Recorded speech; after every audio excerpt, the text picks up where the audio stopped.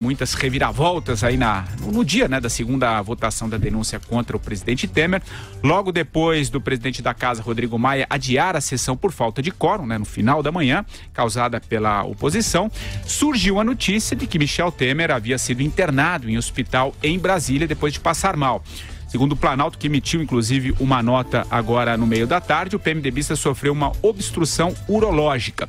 E diante das especulações, claro, a Vera tem as informações, ela estava falando exatamente sobre essa questão, já passo a bola para você, Vera.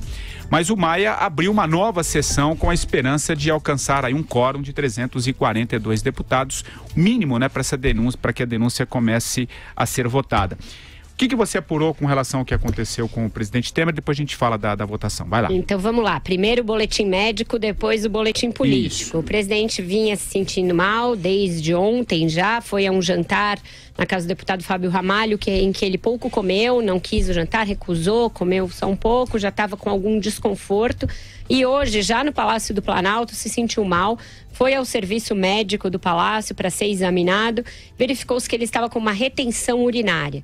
Não havia os equipamentos para exames e procedimentos no serviço médico do Palácio, então ele foi conduzido para o Hospital do Exército, que fica ali no setor sudoeste, em Brasília. Era meu vizinho, inclusive, eu morava do lado desse hospital.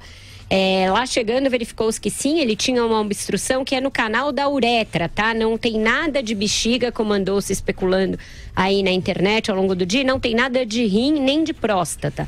É uretra, ele está com obstrução no canal da uretra. E aí se submeteu a uma sondagem de alívio para que fosse eliminada essa retenção urinária. Ele pode ter alta ainda hoje. Se tiver alta, pode ir para o Palácio do Planalto ou para o Jaburu descansar. Ainda não está certo o destino dele. Ele falou com o médico Roberto Calil, do Hospital Sírio-Libanês. Não está descartado que ele venha a partir de amanhã, mas não hoje, para fazer novos exames e, eventualmente, novos procedimentos aqui no Sírio. Mas, por hoje, isso não está em questão, até porque ele quer continuar acompanhando o andamento da votação da denúncia na Câmara. Então, de médico, por hora, o que se sabe é isso, Patrick. Eu acabei de colher essa informação com o Palácio do Planalto agora, tá? E, bom, sobre essa questão, vamos falar um pouquinho dessa questão ainda sobre a questão política, né, a votação. O Andreas, eu acabo de ver a notícia aqui, o sistema já registra 346 deputados presentes no plenário, então já existe aí o quórum suficiente, né, para a Câmara votar ainda hoje essa denúncia contra o presidente Temer. Mas foi uma batalha aqui ao longo durante todo o dia, não? E sabe o que fez o placar atingir a meta, Patrick Santos? O momento em que o presidente Rodrigo Maia, muito irritadinho, como sempre, disse que a ausência dos parlamentares nessa sessão resultaria em algum tipo de sanção administrativa, que significa corte de salário, sanção da percentagem relativa à sessão de hoje. Aí, rapidamente, Patrick Santos, a casa encheu, porque uma coisa não se pode dizer é que esse pessoal abre mão de dinheiro, não é mesmo?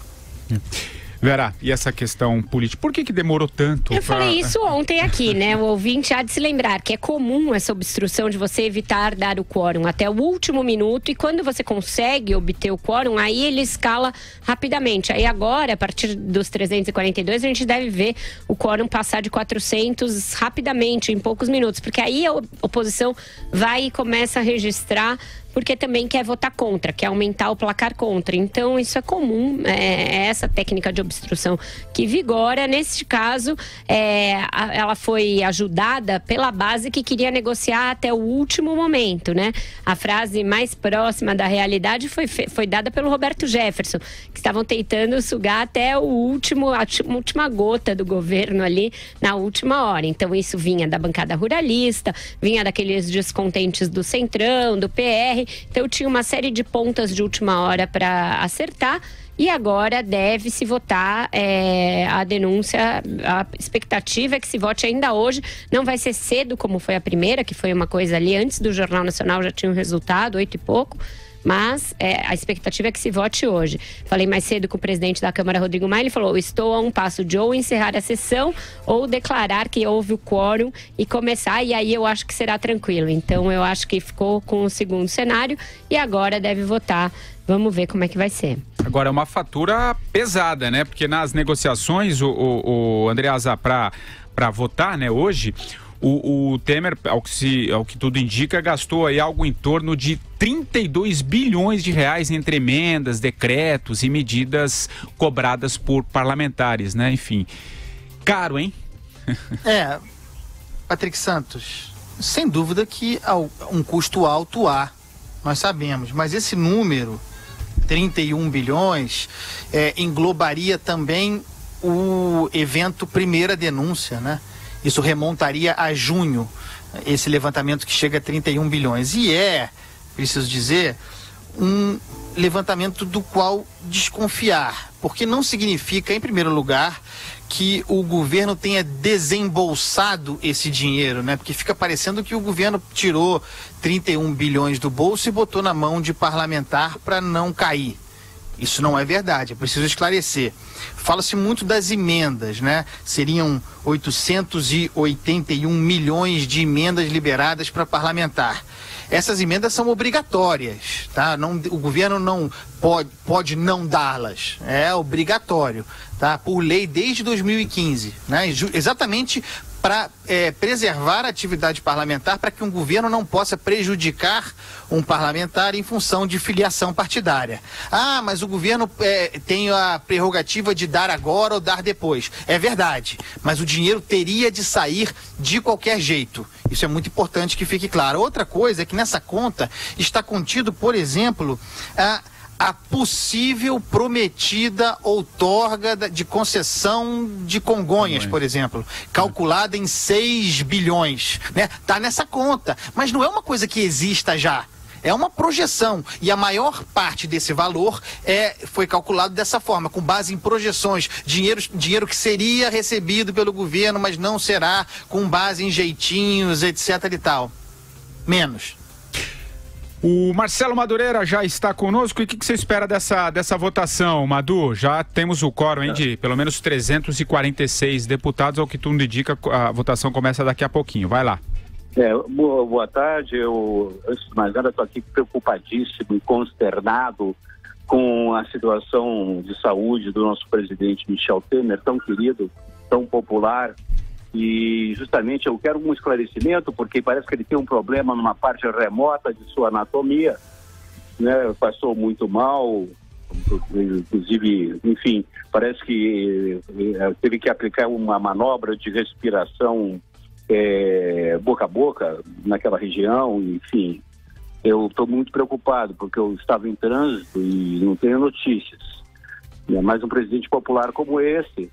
E agora, é muito sintomático ele ter passado mal, se sentido mal às vésperas desse julgamento. Só acho o seguinte: não me importa se é 32 bilhões, ou 33 bilhões, ou 30, o fato é que ele usou mais uma vez a mesa do Palácio Planalto como balcão de negócio, em proveito próprio, interesse próprio, não da nação. É isso que me deixa indignado.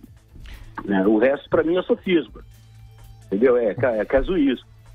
Aqui, ninguém tem a coragem de dizer que isso não aconteceu.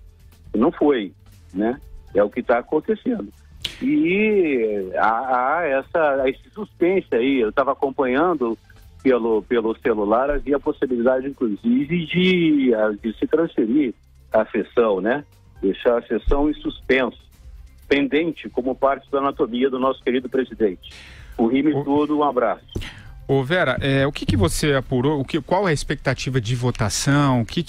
Qual que é o placar? Vamos falar um pouquinho, vamos trazer um pouquinho o assunto que tá rolando, que de fato que é o que interessa lá, que é a votação. E nesse momento quem faz um discurso já faz um tempinho é o José Guimarães, o o líder da minoria na Câmara do PT do Primeiro Ceará. Que o Andreasa fez uma anatomia bem precisa das diferenças aí do que está entrando nesse cálculo aí de custo da votação, né, Patrick? Não dá para dizer, não dá para falar em um custo linear, não é como se o Tesouro tivesse desembolsando todos esses bilhões aí que os jornais estão fazendo a título de comparação. O que se tem é um país que vai perdendo aqui e ali para que o presidente se mantenha no cargo. Perde a concessão de um aeroporto realmente rentável, que era a joia da coroa de um pacote recém-anunciado de concessões e, portanto, é uma perda e é um erro do governo colocar isso numa mesa de negociação desse tipo.